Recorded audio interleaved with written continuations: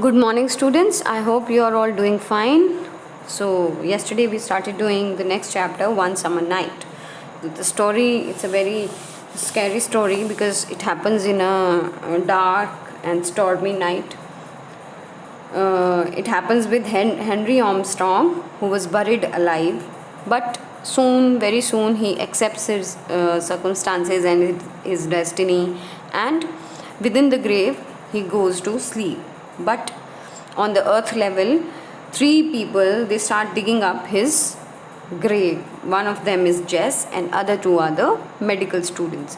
They choose this night because it's a stormy night, and in such stormy summer nights, nobody dares to come near the graveyard, so they can do their work in peace. So they have come to collect his dead body from his grave by opening his grave. Now let's read further.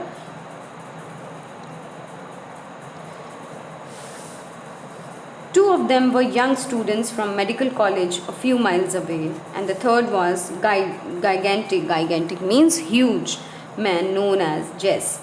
For many years, Jess had been employed at the cemetery. Cemetery means the graveyard. As a man of all work, कि भी एक ऐसा आदमी जो सब काम कर सकता है. And it was his favorite pleasantry that he knew every soul in the place. Pleasantry means उसको friendly remark or greeting, that उसको सब इसी तरह से बुलाते थे कि भाई उसको हर सोल का पता है, वो उसको हर आत्मा का पता है, इस ग्रेवयार्ड की, इस कब्रिस्तान की हर आत्मा के बारे में पता है, हर बॉडी के बारे में पता है. Outside the wall, farthest means बहुत दूर, from the public road there was a horse and a light wagon waiting. तो वहाँ पे दूसरी पब्लिक रोड से बहुत दूर एक क्या खड़ा था, आउटसाइड द ग्रेवयार्ड वॉल एक हॉर्स खड़ा था, और उसके साथ एक छोटा सा बग्गी लगी थी. वैगन मीन्स बग्गी. It was waiting. The work of excavation means खुदाई was not difficult. The earth with which the grave had been loosely filled a few hours before offered little resistance and was soon thrown out. क्योंकि अभी कुछ ही घंटे पहले ही Henry Armstrong को दफनाया गया था, तो इसलिए जो मिट्टी थी बहुत लूज़ थी, ज़्यादा दबी नहीं थी, बैठी नहीं थी. तो जो खुदाई का काम था, ग्रेव को बाहर निकालने का काम था, डेड बॉडी को, कॉफिन को बाहर निकालने का काम था, बहुत आसानी से हो गया. The removal of the casket from its grave was less easy, but it was taken out, for it was a prerequisite of Jess. Prerequisite means something to which somebody has a special right because of their position. तो मतलब ये तो जेस का ऐसे जैसे उसका करना उसको ज़रूरी था, ये करना, उसके अलावा ऐसा काम कोई और कर ही नहीं सकता था. He carefully unscrewed the cover. Unscrewed means opened the cover and laid it aside. उसने साइड में रख दिया, exposing the body in black trousers and white shirt. और उसने अंदर की बॉडी जो थी वो ब्लैक ट्राउजर में थी, पैंट्स में थी और वाइट शर्ट में थी. At that instant, a cracking shock of thunder shook the stunned world. उसी समय एक बहुत ज़ोर की बिजली कड़की और पूरी दुनिया डर गई. And Henry Armstrong tranquilly sat up. Tranquilly means peacefully.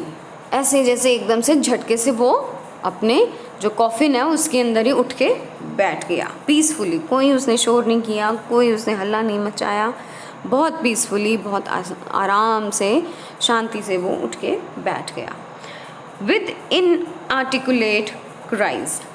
Inarticulate means जो ना सुनी जाने वाली, जो ना क्लियर, जो ना बोली गई हों, तो ऐसी फीलिंग्स, क्राइज और थॉट्स को बोलते हैं इनआर्टिकुलेट, जो प्रॉपरली ना बोली गई हों, जो प्रॉपरली ना एक्सप्रेस की गई हों. 2 students fled means ran in terror. वो डर के मारे जो 2 मेडिकल स्टूडेंट्स थे वो उनके मुंह से तो आवाज़ ही निकलनी बंद हो गई, डर गए, इतना वो डर गए और वो वहाँ से भाग गए.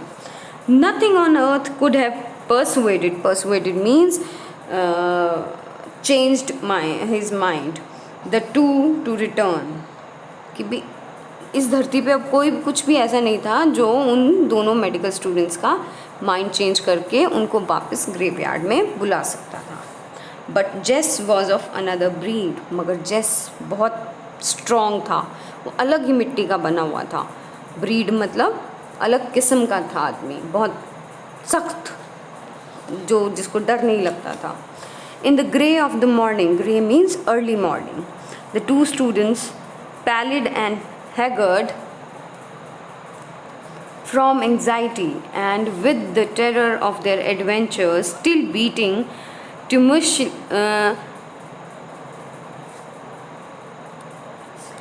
tumultuously in their blood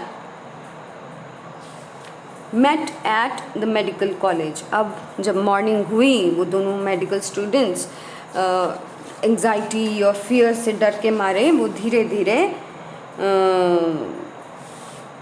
पेल और टायर्ड भी थे अपने रात के एडवेंचर के कारण, और उनका जो दिल था वो ज़ोर ज़ोर से अभी भी धड़क रहा था, और वो कॉलेज के बाहर आके मिले एक दूसरे को. You saw it, cried one. God yes, what are we to do, कि हम क्या करते उसमें, हमें तो सबसे बेस्ट हमने जो चीज़ थी वो कर दी हमने, हम वहाँ से भाग आए. They went round to the rear means पीछे वाली side, the back of the building where they saw a large horse and wagon hitched means standing or tied to a gate post near the door of a dissecting room. Dissecting means जहाँ पे animals को dissect किया जाता है, काटा जाता है, to see their internal parts. Mechanically means अब बिना चाहते हुए भी फिर भी वो गए उस डाइसेक्शन रूम में. They entered the room. On a bench in semi darkness sat Jess, क्योंकि लाइट्स ऑन नहीं थी तो सेमी बाहर की रोशनी अंदर आ रही थी, तो सेमी डार्कनेस में वहाँ पे एक बेंच पे कौन बैठा था, जेस बैठा था. ही रोज, वो खड़ा हुआ, grinning smiling all eyes and teeth, मतलब आइज़ भी स्माइल कर रही थी और पूरे दांत दिखा रहा था. I am waiting for my pay, he said, तो now I am waiting that you should pay me. I have brought you the dead body. Stretched on a long table lay the body of Henry Armstrong. अब कौन रखा हुआ था, dead body, जो एक table पे किसकी डेड बॉडी थी, हेनरी आर्मस्ट्रॉन्ग की. The head defiled with blood and clay from the blow with a spade. Defiled means